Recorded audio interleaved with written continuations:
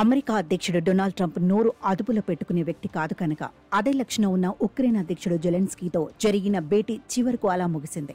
బలమైన శత్రువుతో పోరాడుతున్న ఒక చిన్న దేశాధ్యక్షుడు యుద్ధం మధ్యలో ఉంటూ 3 ఏళ్లుగా తనకు అందుతున్న సాయం ప్రమాదంలో పడిన స్థితిలో కూడా ఇంతటి గుండె ధైర్యంతో అమెరికా అధ్యక్షుడిని ఎదిరించడం అందరికీ నచ్చింది.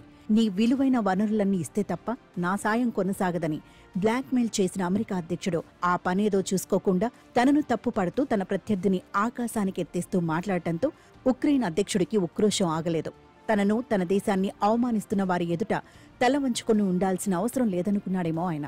3 ఏళ్లుగా అండగా ఉంటూ వచ్చిన అమెరికా అర్థంతరంగా ఆయుధ సాయం నిలిపేస్తే బలమైన శత్రువు చేతుల్లో మరింత నలిగిపోవాల్సి వస్తుందని జెలెన్స్కీకి తెలుసు. దీంతో పాటే అమెరికా అధ్యక్ష ఉపాధ్యక్షులు కట్టకట్టుకుని ఇలా ఎందుకు విరుచుకుపడుతున్నారో, హితవు ముసుగులో ఎందుకు తనను విలన్ చేస్తున్నారో కూడా ఆయనకు తెలుసు. $500 బిలియన్ ఆస్తులు అప్పగిస్తూ కూడా కుట్రలు సహించాల్సిన, శత్రు సంకీర్తనలను భరించాల్సిన అవసరం లేదనుకున్నాడు ఆయన. ఒక దేశాధ్యక్షుణ్ణి పిలిచి మరీ ఇలా అవమానించటంతో అమెరికా పరువు దిగజారిందని అక్కడి మీడియా వ్యాఖ్యానిస్తోంది. గత నెలలో జెలెన్స్కీని ఉద్దేశించి ట్రంప్ చేసిన వ్యాఖ్యలు గుర్తున్న వారికి ఇప్పటి వాగ్వాదం ఒక కొనసాగింపుగా కనిపించవచ్చు. జెలెన్స్కీని నియంతగా, యుద్ధానికి ఆద్యుడిగా, దేశాన్ని ముంచేసిన దుందుడుకు నాయకుడిగా ట్రంప్ ఆదిలోనే జెలెన్స్కీని అభివర్ణించారు. పూర్తిగా పుతిన్ పరిభాషలోనే ఆ విమర్శలు సాగాయి.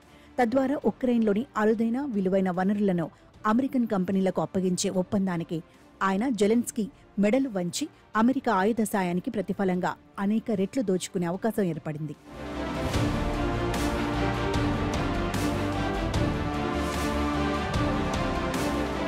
ట్రంప్ చేసిన ఒక వ్యాఖ్యను అందిపుచ్చుకొని రష్యా అధ్యక్షుడు పుతిన్ సైతం తన దేశంలోనూ విలువైన ఖనిజాలను తవ్వుకోవచ్చునని, ఉక్రెయిన్ నుంచి తాను ఆక్రమించుకున్న భూభాగాలను కూడా అందుకు ఇస్తానని ఓ చౌక బేరాన్ని ప్రతిపాదించారు. ఇది జెలెన్స్కీ మీద మరింత ఒత్తిడి పెంచింది.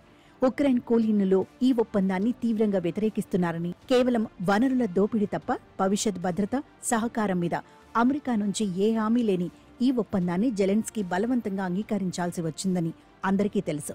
నాటో సభ్యత్వానికి తావే లేదనడం, భద్రత ఊసెత్తకపోవడంతో పాటు మాటకు కట్టుబడని తన ప్రత్యర్థిని వెనకేసుకురావడంతో పాటు నీ దేశం సర్వనాశనమైందని, నీ సైన్యం పారిపోతోందని తనను ఉక్రెయిన్ను అవమానించడం ఆయన సహించలేకపోయారు. టెలివిజన్ స్క్రీన్ మీద ఈ ఘట్టాన్ని చూసిన సామాన్యులకు జెలెన్స్కీ తెగ నచ్చేశాడు.